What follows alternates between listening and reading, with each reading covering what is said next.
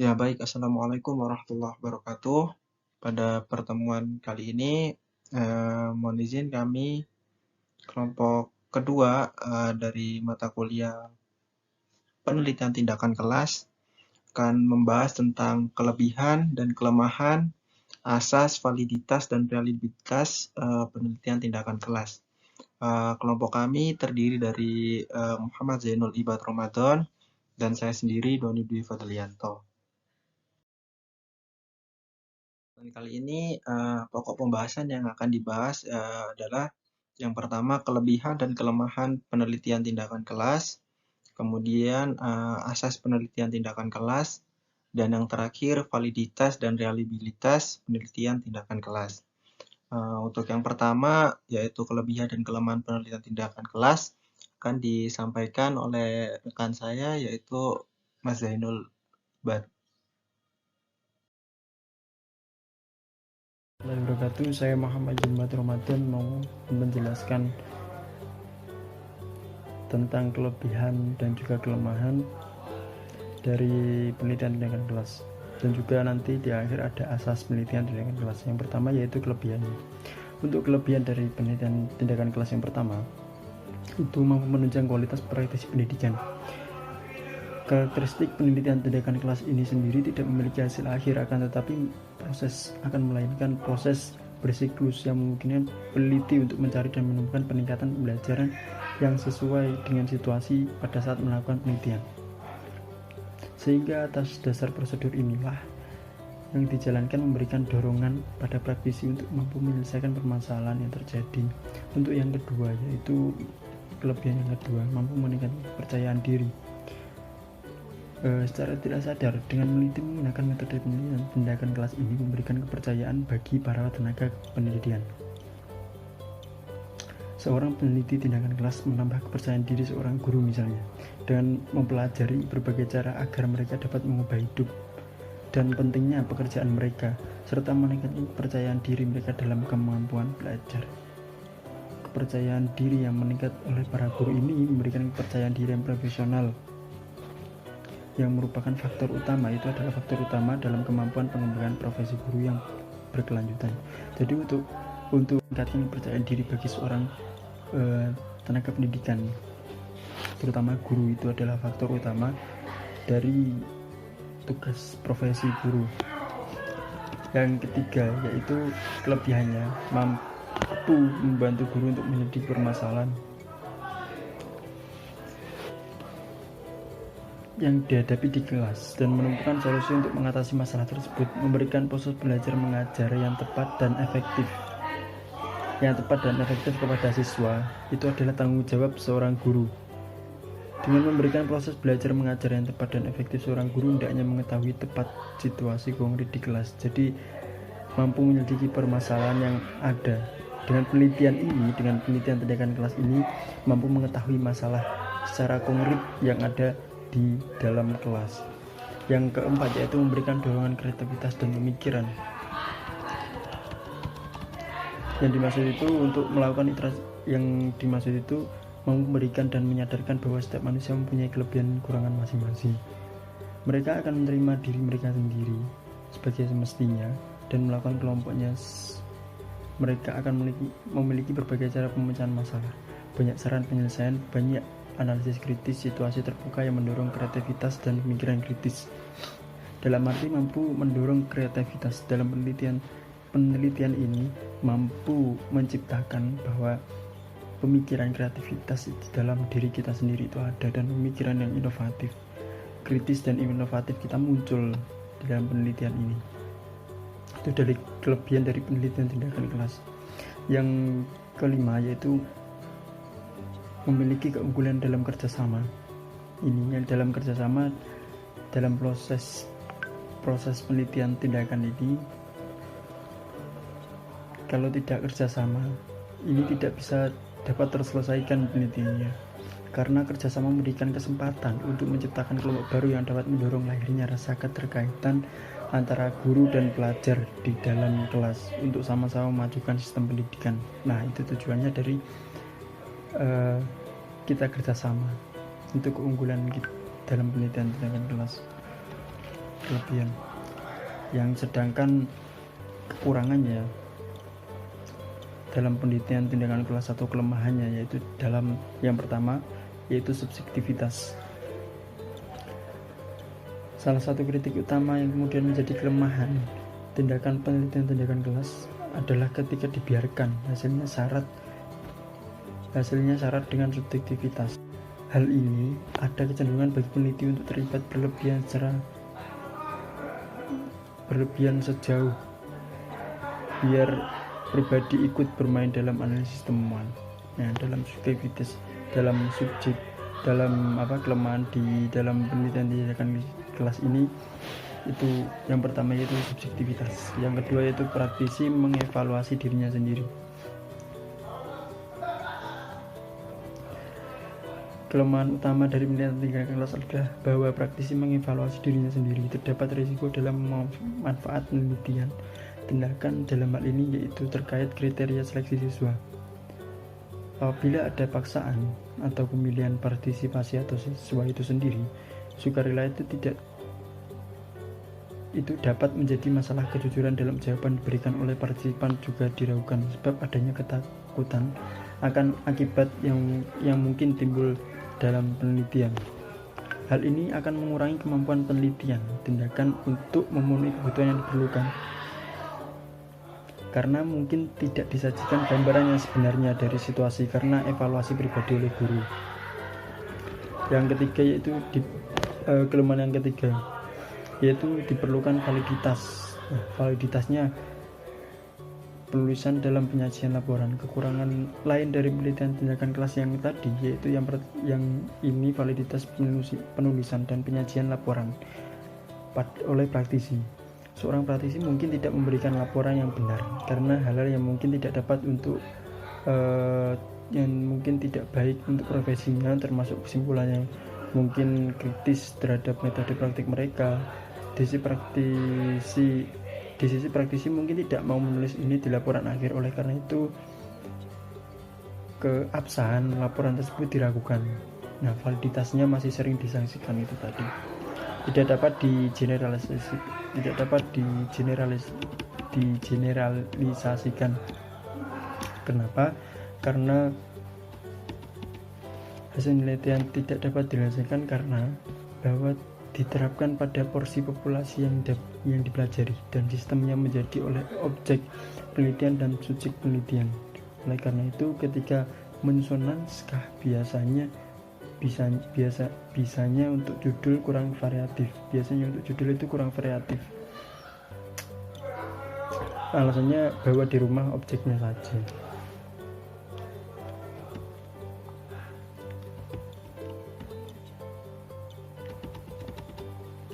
Biasanya juga itu tidak dapat digeneralisasikan, itu biasanya sampelnya terbatas. Untuk kelemahan yang keenam yaitu penelitian tindakan kelas ini harus mampu menguasai pengetahuan dan keterampilan.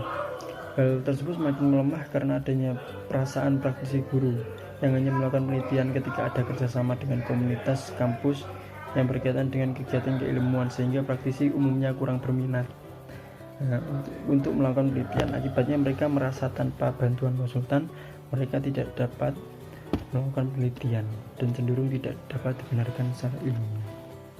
Yang ketujuh yaitu kerentanan terhadap tekanan. Faktor lain dari kelemahan-kelemahan tadi yaitu melakukan penelitian kelas yang selanjutnya yaitu peneliti sering menjadi bawahan dalam pengaturan organisasi. Jika peneliti adalah orang yang dalam organisasi, hubungan kekuasaan dan perbedaan dapat mempersulit perilaku tersebut. Peneliti mungkin ditekan atau dipaksa untuk mengubah temuan agar sesuai dengan tujuan organisasi. Jadi kelemahannya itu mendapat kerentanan terhadap tekanan, sehingga itu dapat mengubah dari suatu tujuan dari penelitian tindakan kelas.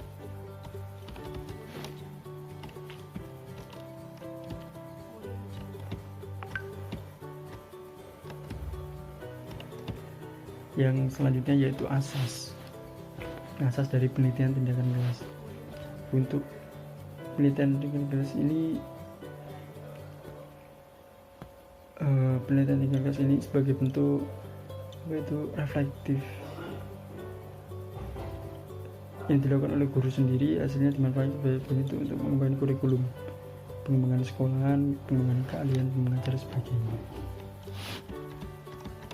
Asas-asas itu sendiri yang dapat menunjang penelitian tindakan kelas. Yang pertama yaitu kritik reflektif. Asas reflektif itu sendiri adalah langkah utama dan pertama dalam menemukan berbagai kelemahan yang dilakukan oleh guru itu sendiri. Misalnya dalam menelaah dengan hasil observasi, hasil wawancara, dan mungkin hasil tes. Hasil penelaahan itu sendiri akan memberikan gambaran atau data-data penting untuk menemukan berbagai persoalan yang memerlukan tindakan lanjut. Itu asas-asas reflektif. Yang kedua yaitu asas yang kedua yaitu dialektis atau yang disebut dialektik yang berasal dari kata dialog yang berarti komunikasi dua arah. Ada sejak bahasa ini sejak masa Yunani kuno ketika diintrodusir pemahaman bahwa segala sesuatu berubah yang digagas dari Heraklitos, salah seorang filosof bernama Hegel menyempurnakan konsep dialekta atau dialektik ini dan menyederhanakannya dengan memaknai dialekta ke trilogi tesis, yaitu tesa, antitesis, dan sintesis. Menurut Hegel tidak ada kebenaran yang absolut karena berlaku hukum dialektik yang absolut hanyalah semangat revolusionernya atau perubahan atas tesis oleh antitesis menjadi sintesis. Itu tadi. Kritik dialektik dapat dilakukan dengan peneliti memusatkan pada salah satu atau tiga karakteristik dari perangkat gejala tersebut. Menurut Sanjaya, yang pertama yaitu terpisah dalam konteks hubungan yang perlu ada. Karakteristik ini menuntut peneliti untuk menafsirkan data tertentu dengan mengingat konteks hubungan yang memang perlu ada. Misalnya dalam menganalisis pengamatan tentang prestasi rendah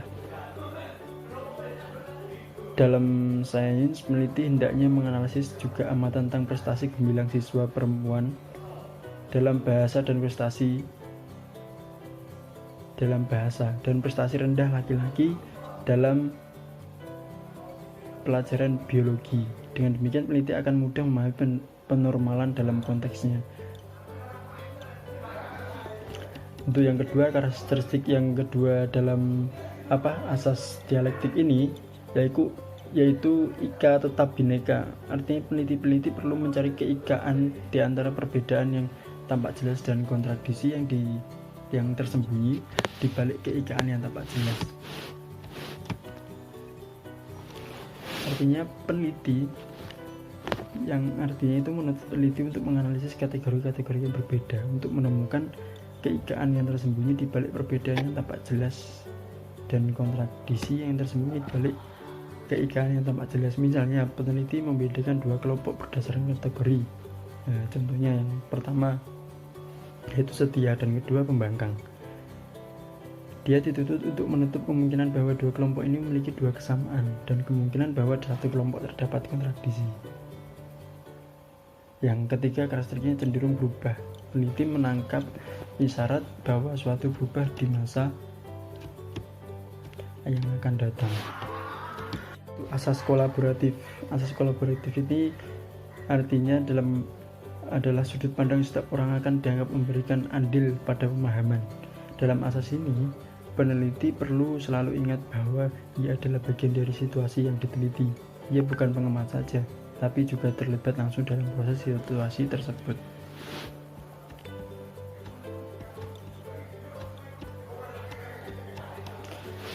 Asas kolaboratif ini dapat dilakukan secara efektif jika peneliti semenjak awal mengadakan berbagai kesepakatan dengan berbagai pihak yang dapat membantu proses penelitiannya. Penggunaan kolaborasi bukan berarti memadukan semua sudut pandang untuk memperoleh kesepakatan melalui evaluasi. Ragam perbedaan sudut pandang dan persepsi akan memperkaya memperkaya sumber daya, dan melalui sumber daya itulah peneliti atau guru analisanya dapat bergeser keluar dari titik awal pribadi yang terhindarkan menuju gagasan yang secara antar pribadi telah dinegosiasikan. Dengan sudut pandang guru dapat dilengkapi termasuk sudut pandang siswa. Dengan upaya kolaboratif ini, keobjektivitas memiliki sebuah fungsi. Yang pertama yaitu sebagai tantangan objektivitas seseorang, melibatkan pemeriksaan hubungan antar data dan sederet analisis yang lainnya. Yang keempat, asas lainnya yaitu asas resiko. Asas resiko ini dapat berarti asas yang mempunyai arti yang resiko kan bahaya, akibat atau konsekuensinya terjadi akibat atau konsekuensi yang dapat terjadi dalam sebuah proses yang sedang berlangsung atau kejadian yang akan datang. Dalam bidang asuransi resiko dapat dikatakan sebagai suatu keadaan ketidakpastian, di mana jika terjadi suatu keadaan yang tidak dikehendaki dapat menimbulkan suatu kerugian.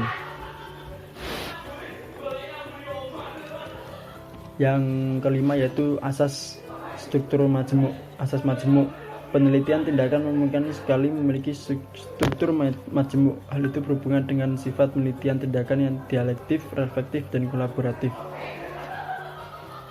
Contoh asas struktur majemuk adalah bila melakukan penelitian pengajaran, maka situasinya harus mencakup minimal guru, siswa, kurikulum, tujuan pembelajaran, dan keluaran. Hal ini berkaitan dengan gagasan bahwa gejala yang diteliti harus mencakup seluruh unsur pokok.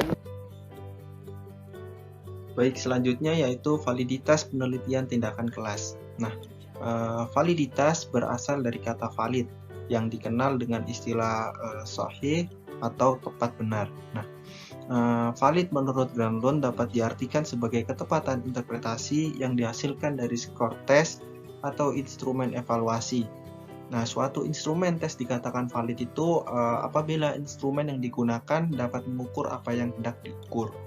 Nah, jadi contoh yang dapat menggambarkan validitas misalnya yaitu guru olahraga yang akan menilai kemampuan dan pemahaman siswa mengenai lari estafet. Nah, jadi guru tersebut seharusnya menggunakan jenis tes praktek. Hal itu digunakan agar diperoleh hasil tes sesuai tujuan. Perlu ditekankan di sini bahwa suatu tes yang valid untuk menilai suatu kelompok belum tentu tes tersebut juga valid jika digunakan untuk kelompok lain, karena bisa jadi suatu tes itu cocok untuk anggota kelompok ini tapi tidak cocok untuk anggota kelompok yang lain. Selanjutnya yaitu macam-macam validitas penelitian tindakan kelas. Kurang lebih ada 6 macam validitas penelitian tindakan kelas. Yang pertama yaitu validitas untuk penelitian tindakan kelas. Pada PTK, validitas itu adalah suatu keajekan proses penelitian seperti yang diisyaratkan dalam penelitian kualitatif. Maksudnya di sini yaitu validitas yang digunakan untuk PTK kurang lebih hampir sama dengan penelitian kualitatif. Jadi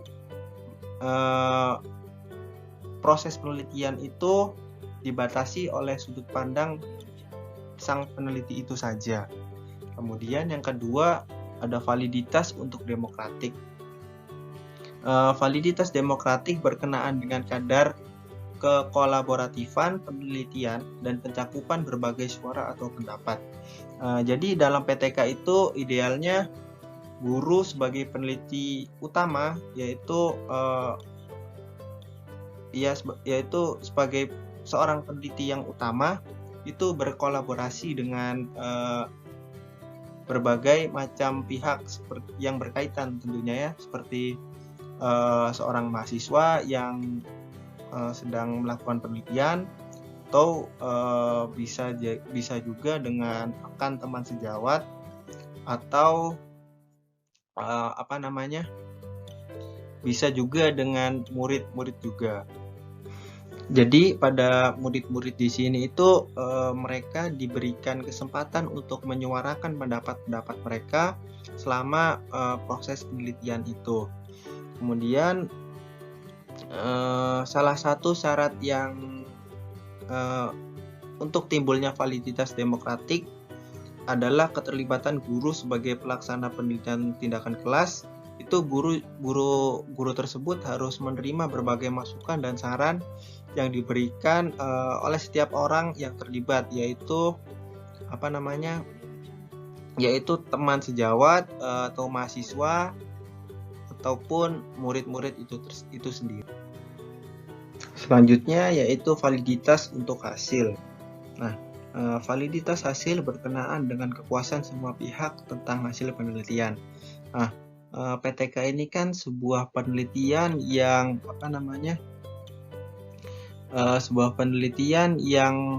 membentuk suatu siklus. Nah, jadi maka dari itu validitas hasil juga ditandai dengan munculnya suatu masalah baru. Masalah baru ini yang akan menjadi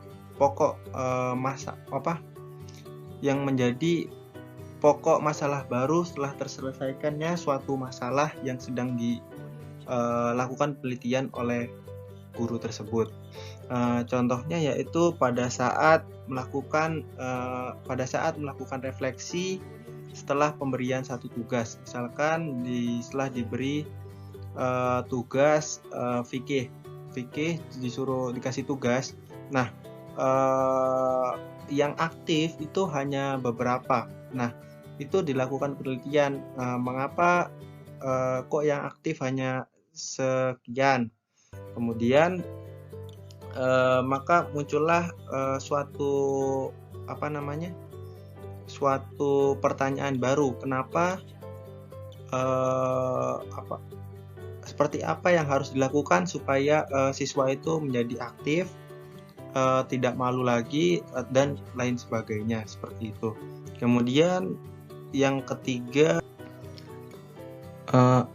keempat yaitu validitas untuk proses. Nah, validitas ini berhubungan dengan proses tindakan yang dilakukan guru. Maksudnya di sini yaitu validitas ini tuh berhubungan dengan proses tindakan yang dilakukan guru. Jadi guru itu mampu melaksanakan tindakan manakala memiliki pemahaman yang memadai tentang alternatif tindakan yang ditentukan. Jadi dalam prosesnya guru itu harus paham betul tentang alternatif. Jikalau suatu penelitian itu mentok, jadi ada alternatif baru. Jadi guru itu harus paham tentang beberapa teori teoritis seperti itu. Kemudian yang kelima ada validitas untuk katalik. Nah, validitas ini berkaitan dengan cara dan peran guru sesuai dengan tindakan yang dilakukan untuk memecahkan masalah.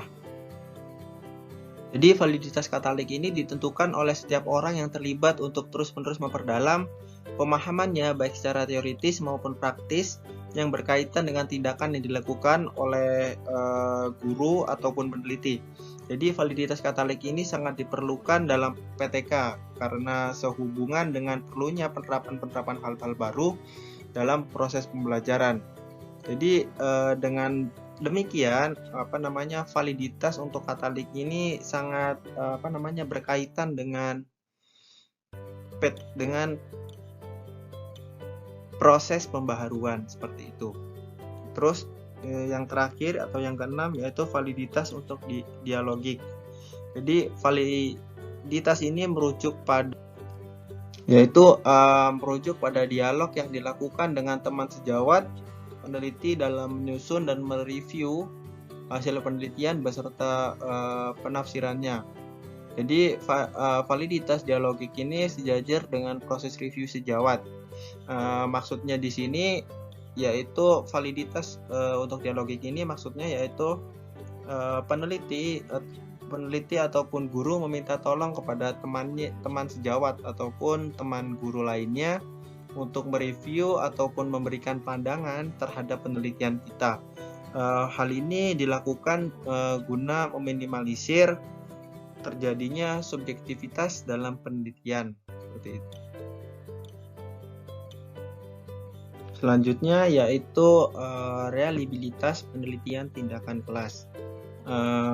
Pengertian daripada reliabilitas yaitu adalah alat ukur suatu kuesioner yang merupakan indikator dari variabel atau konstruk. Suatu kuesioner dikatakan reliable jika jawaban seseorang terhadap pertanyaannya adalah konsisten atau stabil dari waktu ke waktu. Kemudian Sugiono menjelaskan reliabilitas adalah serangkaian pengukuran atau serangkaian alat ukur yang memiliki konsistensibilitas pengukuran yang dilakukan dengan alat ukur itu, yang dilakukan secara berulang. Jadi maksud dari penjelasan ini yaitu pengertian reliabilitas itu tidak sama dengan pengertian validitas. Artinya pengukuran yang memiliki reliabilitas dapat mengukur secara konsisten, tapi belum tentu mengukur apa yang seharusnya diukur, seperti itu. Jadi reliabilitas adalah sejauh mana pengukuran dari dari suatu uji coba yang dilakukan tetap memiliki hasil yang sama meskipun dilakukan secara berulang-ulang terhadap subjek dan dalam kondisi yang sama. Kemudian yang terakhir yaitu cara mengetahui apakah data itu reliable. Jadi salah satu cara untuk mengetahui sejauh mana data yang dikumpulkan itu reliable adalah dengan mempercayai penilaian peneliti itu sendiri. Bila hasil penelitian itu dipublikasikan, salah satu cara untuk meyakinkan pembaca tentang tingkat reliabilitas adalah dengan menyajikan data asli seperti transkrip, wawancara, dan catatan lapangan. Jadi karena penelitian tindakan kelas ini dari sudut pandang peneliti, jadi sangat tinggi kemungkinan untuk